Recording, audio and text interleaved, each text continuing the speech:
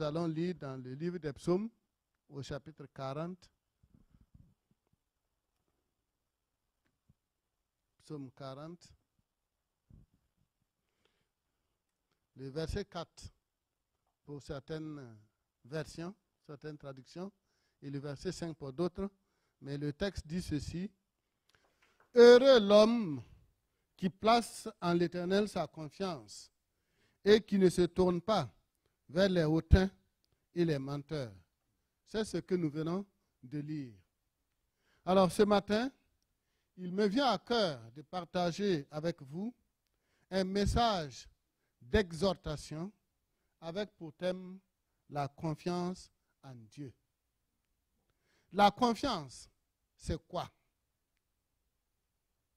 Le dictionnaire définit la confiance comme étant le sentiment de sécurité vis-à-vis de quelqu'un. C'est aussi, selon la Bible, l'espérance ferme, l'assurance de celui qui se fie à quelqu'un ou à quelque chose. De confiance, il en existe au moins 3 niveaux. Et ce n'est pas limité. Il y a beaucoup de terrains de confiance. Nous avons la confiance entre fiancés. Pour aboutir à quoi? Au mariage. Ensuite, à un foyer heureux. Sans une confiance réciproque, il n'y aura ni mariage, encore moins de foyer. Il y a aussi la confiance envers la banque. Confiance sans laquelle la banque elle-même n'existerait pas. Il y a la confiance à la science. Nous parlions tout de suite d'autorité sanitaire. Nous prenons des produits pharmaceutiques. C'est des éléments scientifiques. Mais nous faisons confiance. Nous avons également dans la catégorie de la confiance à la science l'utilisation, par exemple, du GPS. La confiance au GPS. Alors, la fois dernière, c'était pour la première fois pour moi de conduire ici au Canada. J'ai l'habitude de conduire au pays. Mais ici, c'est tout autre chose. Mais je devais aller prêcher dans une église. Mon fils avait un empêchement et un ami m'a donné sa voiture. Il m'a fait confiance. Et quand il m'a donné sa voiture, je me suis dit intérieurement, j'ai dit, voiture, l'affaire maintenant est compliquée. Lui, il me fait confiance. Et si moi-même, je ne me fais pas moi-même confiance, alors là, c'est grave. Donc, il fallait faire confiance. Mais quand je suis sorti avec la voiture, j'ai programmé le GPS, chose que j'utilisais pour la toute première fois.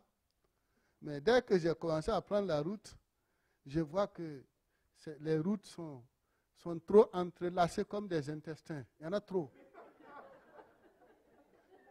Bon, rapidement, je me suis dit, mais est-ce que je peux vraiment faire confiance à cette petite boîte-là? Bon, mais de là où je me posais déjà cette question, si on me disait de retourner chez moi, je ne pouvais plus. Donc, il fallait lui faire confiance. L'écouter et avancer. Sortir à 200 mètres à droite, serrer à gauche. Bon, il fallait faire confiance et avancer jusqu'à ce qu'ils me disent, vous êtes arrivé à destination. Alors, quand j'ai levé les yeux, j'ai vu que c'était l'église où je devais aller. Alors, mais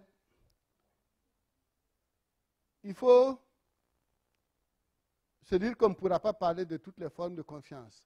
Ce matin, nous allons nous limiter à la confiance en Dieu. La confiance en Dieu, c'est le sentiment de haute sécurité au point de se laisser dans la dépendance absolue de Dieu pour compter sur lui sans aucune forme de syncrétisme. La confiance en Dieu est un choix. On en est conscient et on reconnaît que Dieu est le seul qui soit en mesure de nous venir en aide. C'est alors que l'on choisit de compter sur lui, de fixer le regard sur lui. Mais avant de continuer, j'aimerais donner quelques mises au point pour être sûr de me faire comprendre. Alors, premièrement, entre confiance, faire confiance en Dieu et faire confiance en Jésus-Christ, il n'y a pas d'opposition. Faire confiance en Dieu, c'est en même temps faire confiance à Dieu le Père, faire confiance à Dieu le Fils, faire confiance à Dieu le Saint-Esprit. Donc, tout s'équivaut.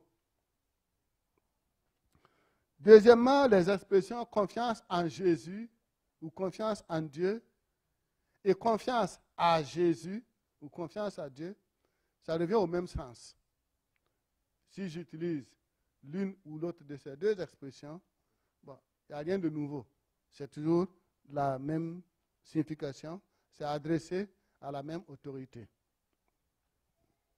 Alors, bien-aimé, pour le message de ce matin, c'est pour t'inviter à ne pas t'appuyer sur ta prétendue sagesse, mais plutôt à te confier en l'Éternel Dieu de tout ton cœur.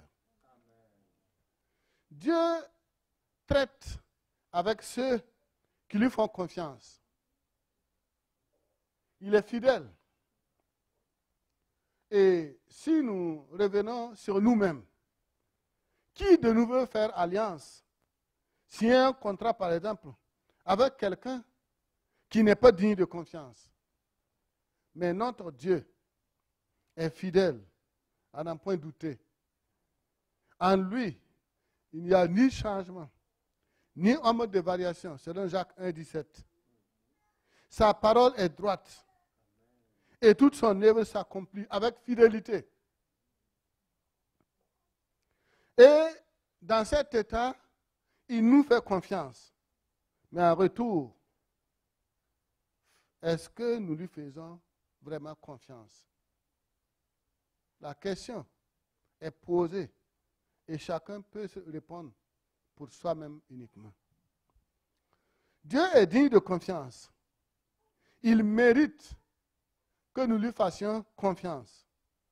Il nous a créés à son image, à sa ressemblance. Il nous a confié un pouvoir, le pouvoir de dominer sur les poissons de la mer, le pouvoir de dominer sur les oiseaux du ciel, le pouvoir de dominer sur les bétails, sur toute la terre et sur tous les reptiles qui rampent sur la terre, tel que nous le lisons dans Genèse 1, verset 26. Et s'il nous a donné tout ce pouvoir, c'est parce qu'il nous fait confiance. Et il s'attend en retour à quelque chose.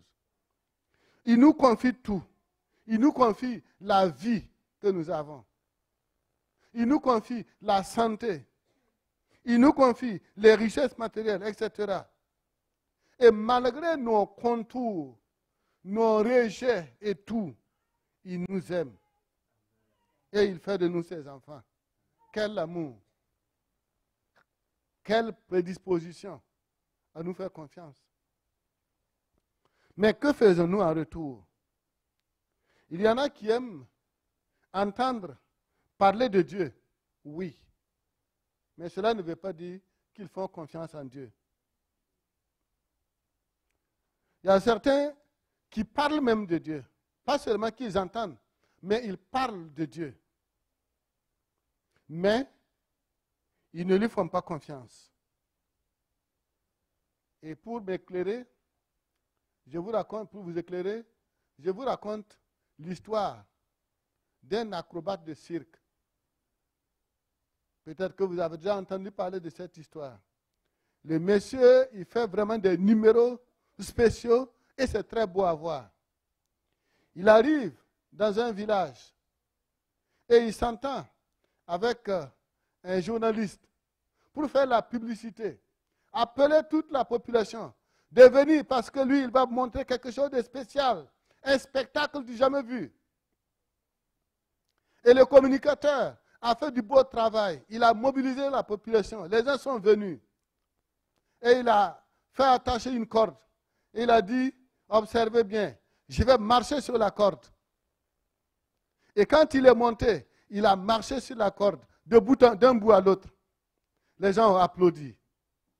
Et il a dit, ça ne se limite pas là. Je vais marcher avec une brouette sur la corde. Et le commentateur a commencé à bien amplifier avec de très beaux mots. Il a bien encore commenté. Et effectivement, il est monté avec la brouette. Il a marché sur la corde, d'un bout à l'autre. C'était admirable. Les gens ont applaudi. Maintenant, il a dit, chargez la brouette avec de gros cailloux. Je vais marcher sur la corde avec ça. Ils ont chargé. Et il a marché sur la corde avec ça. Oh, ça, c'est du jamais vu. Maintenant, il dit au commentateur, bien, maintenant, toi, tu n'as qu'à monter dans la brouette. Je vais marcher sur la corde avec toi. Le commentateur a dit, ça là, je ne peux pas. En fait, lui, il parlait, il admirait, mais il ne pouvait pas faire confiance. Alors, faire confiance en Dieu, souvent ça peut arriver à ça. Ça s'apprend. La confiance en Dieu, ça s'apprend. Ce n'est pas un fait du hasard. Ce n'est pas du militantisme. Ce n'est pas de la sympathie. C'est une prédisposition de cœur. Ça s'apprend. Et je vais vous raconter l'histoire de Jacob pour montrer comment est-ce que Dieu a fait pour que Jacob apprenne à lui faire confiance. Jacob, il est né d'une famille déjà choisie. C'est Dieu qui a fait appel à Abraham. Et ensuite, Isaac est né. C'est dans la promesse de Dieu, c'est dans le plan de Dieu. Jacob est né. Bon, donc, on pouvait se dire qu'il a eu le privilège d'entendre parler de Dieu. Mais, qu'est-ce qui s'est passé? Jacob, lorsqu'il était encore chez son oncle Laban, après avoir trahi son frère Ésaü, sa vie était menacée, il a fui, il est allé chez son oncle pour se sauver la vie. De là, ses affaires prospéraient bien. Ça marchait, jusqu'à ce qu'un jour, Dieu lui dise, retourne dans ton pays. Retourne d'où tu es né. Il faut repartir. Je serai avec toi. Et voici Jacob en route. Il s'est levé avec ses femmes, ses enfants, ses bœufs, ses ânes, ses brebis, ses servantes et ses serviteurs. Tout ce qui était à lui. Genèse 31, 18 nous dit qu'il amena tout son troupeau et tous les biens qu'il possédait. Et il s'en alla vers Isaac son père, au pays de Canaan. Oui, mais là, il alla dans Genèse 31, 17, 18 et 19, il s'en alla vers Isaac, son père, au pays de Canaan. Il avait cependant un souci. Son frère Ésaü, celui-là qui l'avait roulé, à 2 reprises, est toujours en vie. Et il avait fui de loin pour sauver sa vie. Et voici que maintenant, il doit repartir vers lui, aller le rencontrer. C'est un dilemme.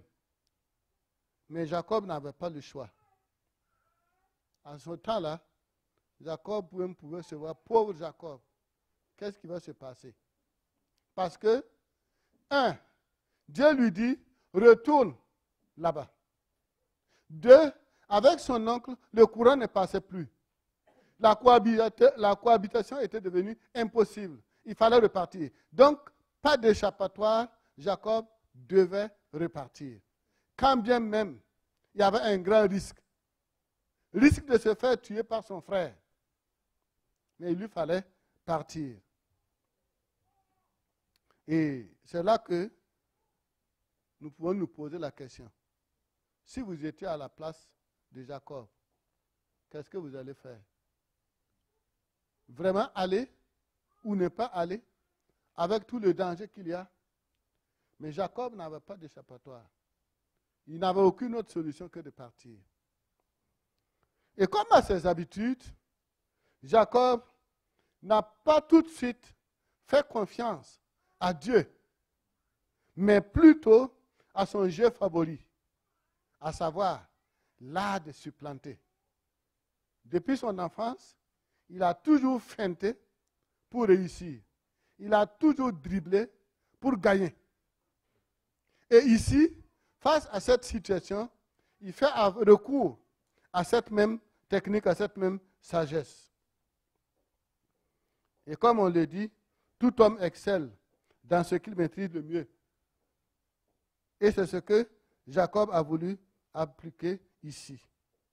Mais ce qu'il y a de mal pour Jacob ici, c'est le fait de croire que Dieu l'approuve dans ses méthodes impropres. Ce n'est pas toujours parce que ça marche que c'est bien, comme le dirait un auteur. Alors que chacun apprenne à vivre selon le Saint-Esprit. Ne nous limitons pas à certaines expériences, elles peuvent être trompeuses. Et ce fut le cas de Jacob. À l'approche d'Ésaü, son frère, plutôt que de compter sur Dieu, il déploya aveuglement son talent de stratège en plusieurs plans, successivement. Tout de suite, il s'est dit, plan A, je vais passer par la duperie, comme d'habitude. C'est là qu'il envoya devant lui des messagers. Lui-même, il est resté à une position donnée. Maintenant, il envoie des messagers vers son frère pour lui en parler.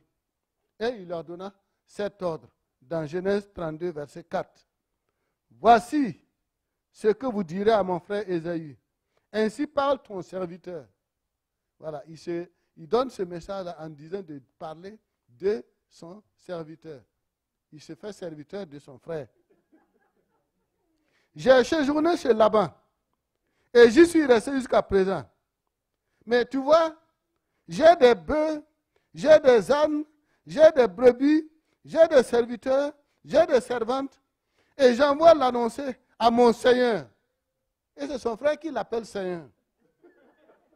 Pour trouver grâce à tes yeux. De duperie, c'en est vraiment une. Et il croyait qu'il pouvait encore duper son frère comme ce qu'il avait fait auparavant et gagner son assentiment. Mais ce fut un échec. Un échec parce que quand ses envoyés sont revenus, le rapport était amer. Ils lui ont dit,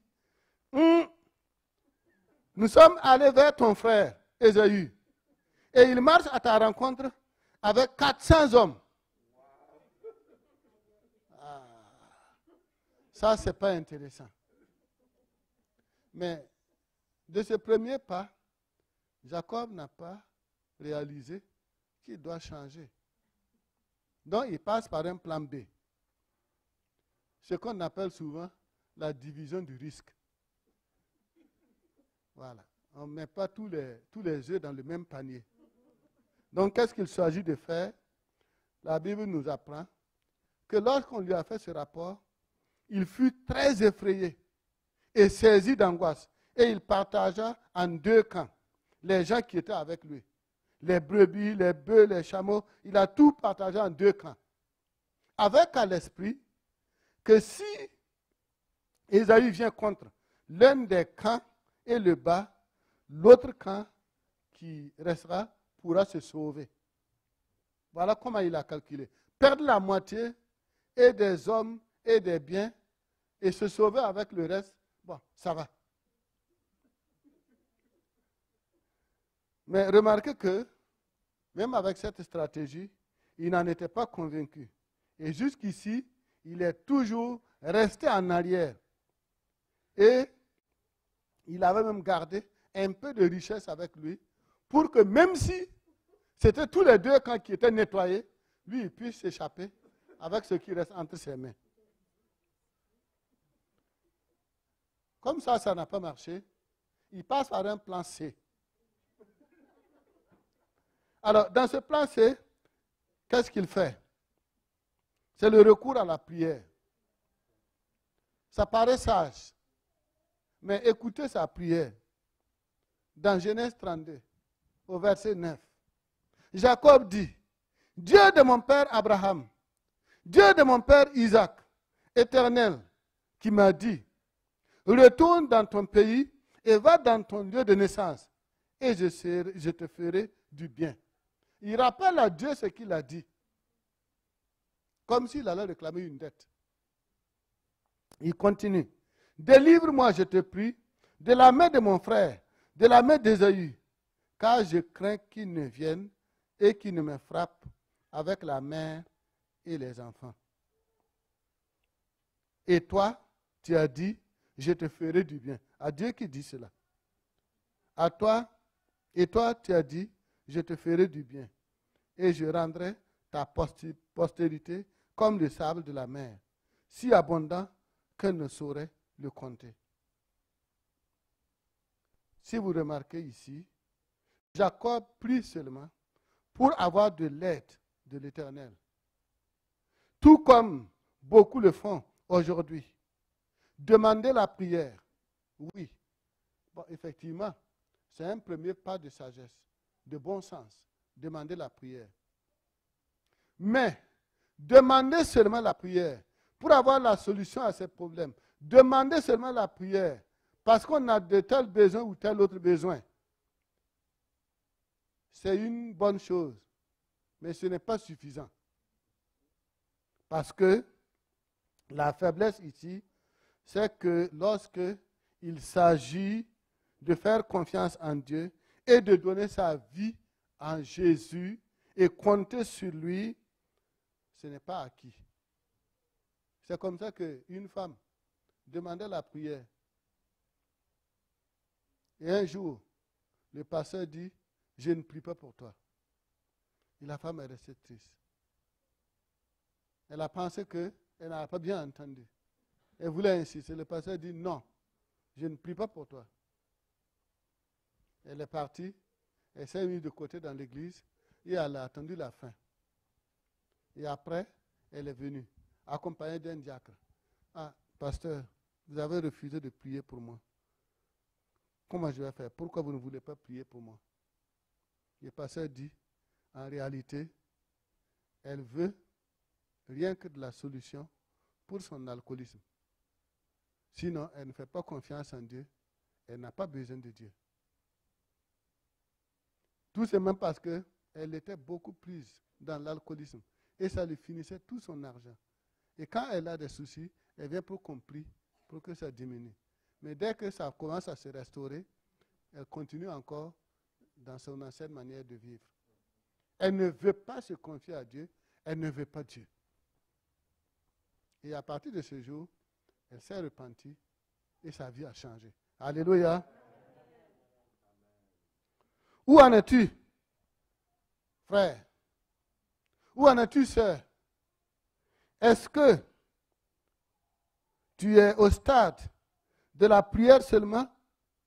Ou est-ce que tu fais confiance en Dieu, quelle que soit la situation, quel que soit ce dont tu fais face? Est-ce que tu as appris à faire confiance en Dieu, à compter entièrement sur lui? Dieu s'attend à ce que tu lui fasses confiance. Pour Jacob, l'apprentissage de la confiance en Dieu n'était pas encore terminé. Même avec cette prière, Jacob est passé par un plan D. Vous voyez, il prie, mais encore il pense à un autre plan. Ça veut dire qu'il n'est pas encore confiant. Dans ce plan D, qu'est-ce qu'il fait? C'est la tentative de la corruption. Alors, Genèse 32, 13 nous dit que c'est dans ce lieu-là que Jacob passait la nuit. Il prit de ce qu'il avait sous la main pour faire un présent à Ésaü, son frère. Parce qu'il avait divisé la troupe en deux, avec tous les biens. Mais il était dit qu'il a gardé quelque chose sous la main. Maintenant, il prend maintenant tous ces restes-là qui étaient restés sous sa main pour envoyer à Jacob. À Ésaü, pas à Ésaü. Pour envoyer à Ésaü. C'était quoi? 200 chèvres et 20 boucs et 200 brebis et 20 béliers. 30 femelles de chameaux avec leurs petits qu'elles allaitaient. 40 vaches et 10 taureaux. 20 ânes et 10 ânes. Tout cela. Et il dit, il est remis à ses serviteurs, troupeau par troupeau, séparément. Et il dit à ses serviteurs, passez devant moi. Prenez tout ça là. Je n'ai même plus rien avec moi. Allez-y avec ça. Passez devant moi. Allez remettre à Ésaü.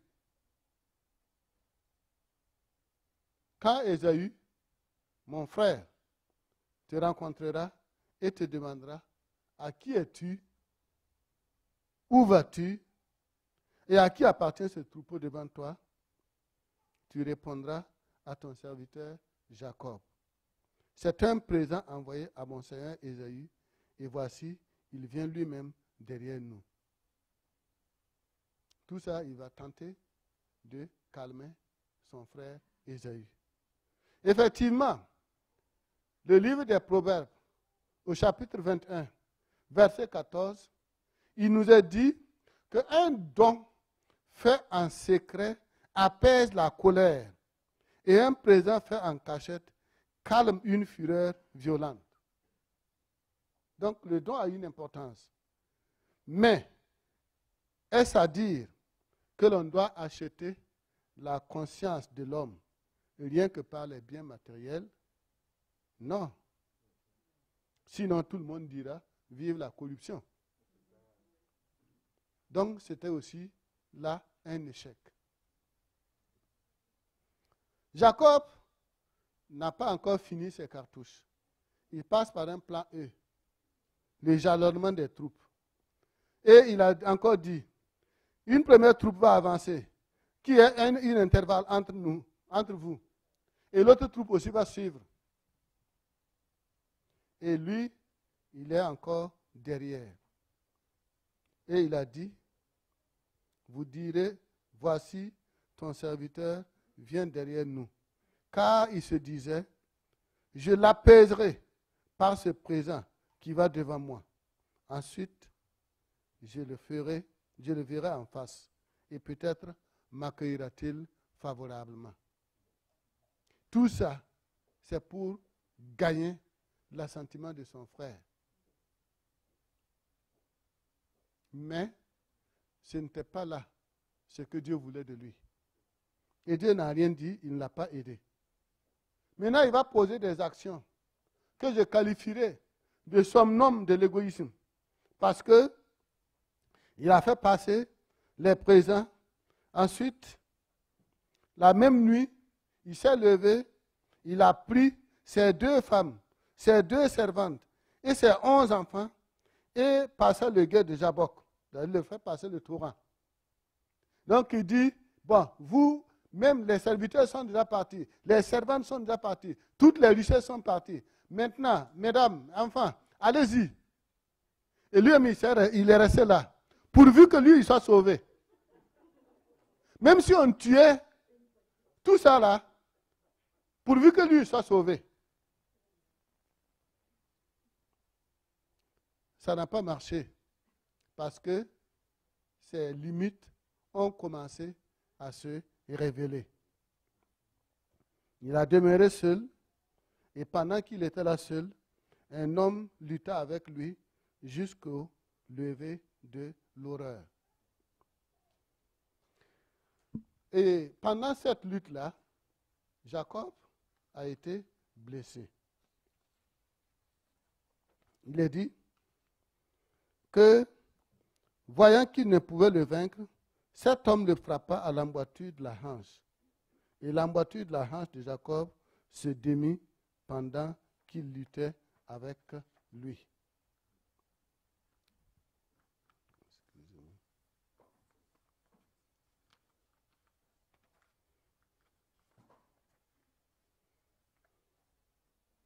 Et celui qui était avec lui dit, laisse-moi aller, car l'horreur se lève. Et Jacob répondit, je ne te laisserai point aller, que tu ne m'aies béni. Et le soleil se levait lorsqu'il passait Péniel. Jacob boitait de la hanche. Toutes les techniques de Jacob ont échoué. L'intelligence des affaires qu'il avait a prouvé ses limites. Parce qu'au stade où il est arrivé, devenu boiteux, que pouvait-il encore faire? Impossible de fuir, impossible de retourner en arrière. Il fallait maintenant compter sur Dieu. Il était là. Toute sa ruse, toute sa technique, ça n'a pas marché. Maintenant qu'il ne peut même plus courir, il boitait. Il fallait maintenant aller affronter ton frère. Fais confiance maintenant en Dieu. Et il a fait confiance. Il est passé à la rencontre de son frère. Et Dieu a été avec lui. Il y a eu la paix. La mort qu'il créait n'a pas eu lieu. Il a appris à faire confiance en Dieu. Mais à quel prix? À quel prix? C'est par l'expérience. Et que Dieu, qui nous enseigne par sa parole, ne soit pas tenu de nous apprendre par des expériences amères. Parce que souvent, puisqu'il nous aime, puisqu'il veut entreprendre avec nous, faire quelque chose avec nous, il tient à ce que la leçon passe. Et si l'apprentissage par la parole ne marche pas, il passe par l'expérience.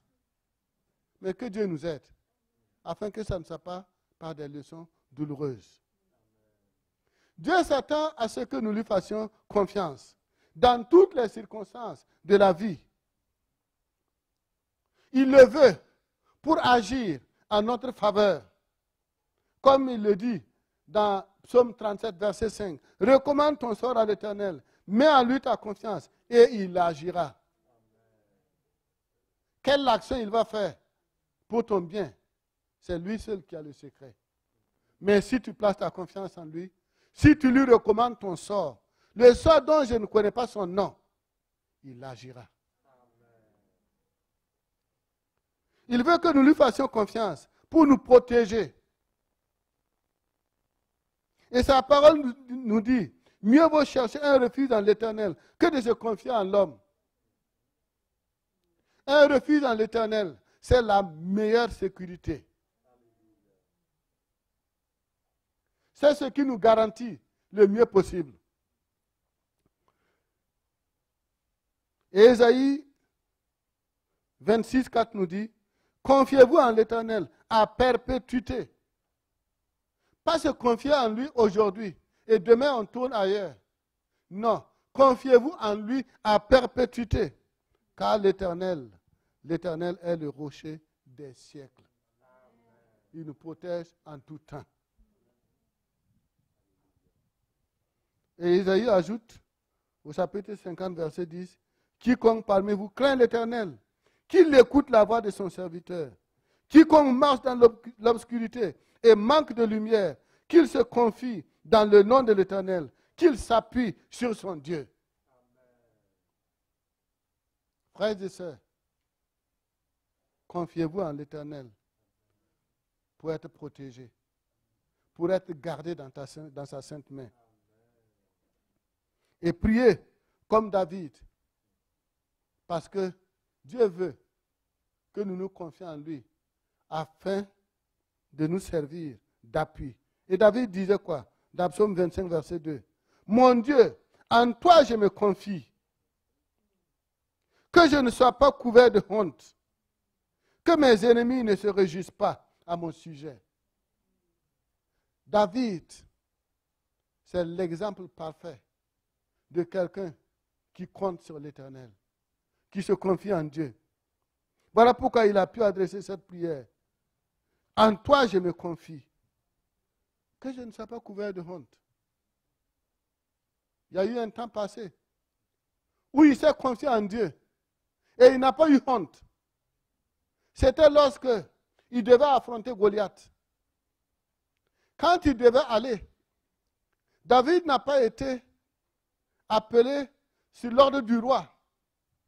Il est allé pour s'enquérir des nouvelles de ses frères et revenir rendre compte à son père.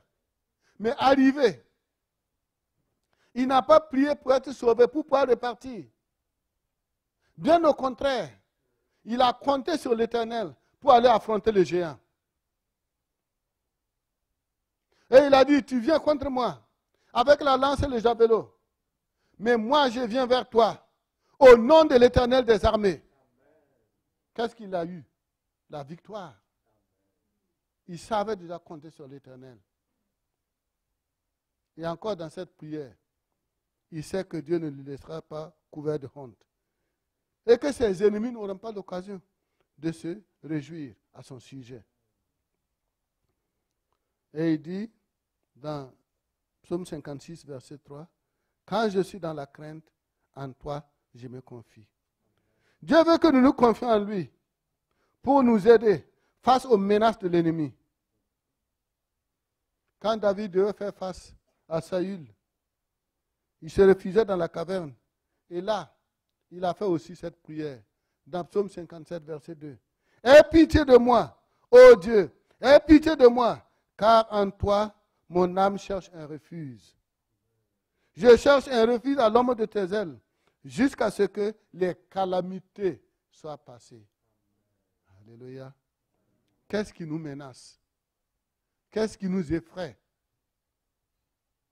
Dans l'histoire de Jacob, nous voyons qu'il était effrayé dès le premier rapport, et même très effrayé. Qu'est-ce qui vous effraie aujourd'hui? Si vous comptez sur l'Éternel, il vous gardera jusqu'à ce que ces calamités soient passées. Il veut que nous apprenions à compter sur lui pour nous aider à réussir nos projets. Comptons sur lui pour tout ce que nous avons comme projet à réaliser. Sachons demeurer modestes. Évitons de tomber dans un esprit d'orgueil. Moi, je. Non.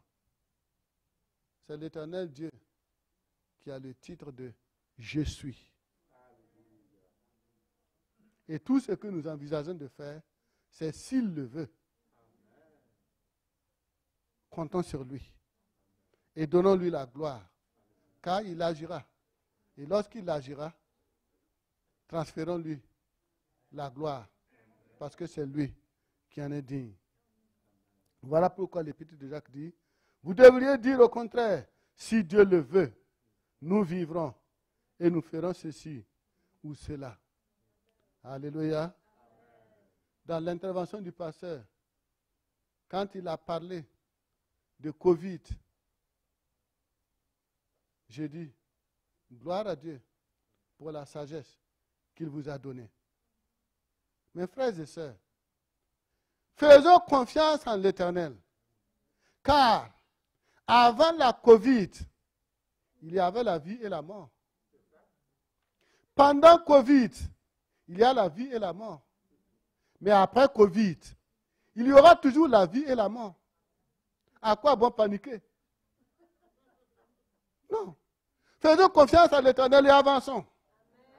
Glorifions son Saint-Nom.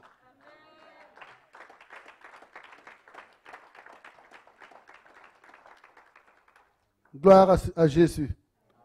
L'accomplissement pour ceux qui se confient en Dieu. Quand vous vous confiez en Dieu, le résultat est merveilleux. C'est pour vous amener à l'accomplissement. Et c'est ce qui a été pour le roi Salomon. Et 2 Rois 18, 5 nous dit qu'il mit sa confiance en l'Éternel, le Dieu d'Israël. Et parmi tous les rois de Juda qui vinrent après lui ou qui le précédèrent, il n'y en a eu point de semblable à lui. Parce qu'il a fait confiance en l'Éternel. Et Dieu lui a élevé au-dessus de tous les autres rois. Ceux qui se confient en l'Éternel expérimentent toujours sa fidélité, son salut. Oui. Il y a eu des moments où dans ma vie, j'ai pensé que si tu gagnais l'argent et beaucoup d'argent, tu peux tout faire. Et qu'on pouvait se confier à l'argent. Mais Dieu m'a appris, oui, l'argent, c'est un moyen matériel, financier bien sûr, mais le mieux, c'est de compter sur lui. J'ai travaillé en banque pendant qu'il m'a appelé à être pasteur. Et j'ai répondu oui à son appel. J'ai reçu la formation. J'ai commencé le ministère pastoral. Pendant que j'étais toujours en banque, jusqu'au moment où il a dit, il est temps pour toi de quitter la banque. J'ai dit à ma femme, le message du Seigneur, je ne comprends pas. Dieu a dit clairement, il est temps pour toi de quitter la BIB, maman de UBA, c'était le nom de la banque comme ça. Et elle a dit, ben si c'est la voix du Seigneur, ensemble obéissons. J'ai dit, mais ce que l'Église me donne comme soutien, comparé à ce que j'ai comme salaire en banque, c'est un 33e. Elle me dit, avec ce que moi j'ai, nous vivrons ensemble. Amen. Alléluia. Amen. Et c'est ainsi que j'ai obéi à l'appel du Seigneur. Pour quitter la banque et me consacrer au pastorat à plein temps. Mais j'ai pu vous témoigner aujourd'hui que jusqu'aujourd'hui, l'Éternel ne m'a pas laissé subir la honte. Ma qualité de vie est de loin meilleure aujourd'hui, pasteur, par rapport à celle que j'étais en étant carrément à la banque. Donc, je peux témoigner, je peux vous dire que faire confiance en Dieu est ce qu'il y a comme meilleure option. Et Dieu ne trahit pas. Qu'il vous soutienne au nom de Jésus. Ésaïe pouvait dire, voici, Dieu est ma délivrance. Je serai plein de confiance. Je ne craindrai rien. Car l'Éternel est ma force et le sujet de mes louanges. C'est lui qui m'a sauvé. Il faut se confier en l'Éternel pour arriver à une telle confession. Par la confiance en Jésus-Christ, l'apôtre Paul dira, nous travaillons en effet et nous combattons parce que nous mettons notre espérance dans le Dieu vivant. Amen. Alléluia. Qui peut réussir le service chrétien si ce n'est par l'Éternel? Tout ce que nous faisons, tout ce que vous entreprenez, que ce soit travaux matériels, que ce soit le ministère de la parole, que ce soit ce que vous devez faire pour l'Éternel, c'est en comptant sur Jésus-Christ que nous réussissons à le faire. Et c'est ce que l'apôtre Paul a dit ici. Nous le faisons parce que nous comptons, nous mettons notre espérance dans le Dieu vivant, qui est le sauveur de tous les hommes, et principalement des croyants, et principalement de chacun de vous. Amen. Alléluia. Amen. Par la confiance en Christ, le même Paul pourra aussi ajouter dans 2 Timothée 1, verset 12, « Et c'est à cause de cela que je souffre ces choses, mais j'en ai point honte, car je sais en qui j'ai cru, et je suis persuadé qu'il a la puissance de garder mon dépôt jusqu'à ce jour-là. Alléluia. Frères et sœurs,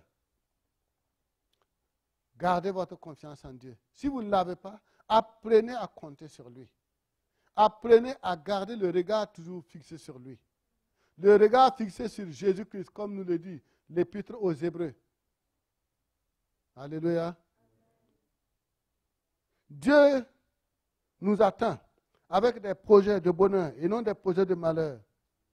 Mais son unique problème avec nous, c'est comment traiter avec nous si nous ne lui faisons pas confiance.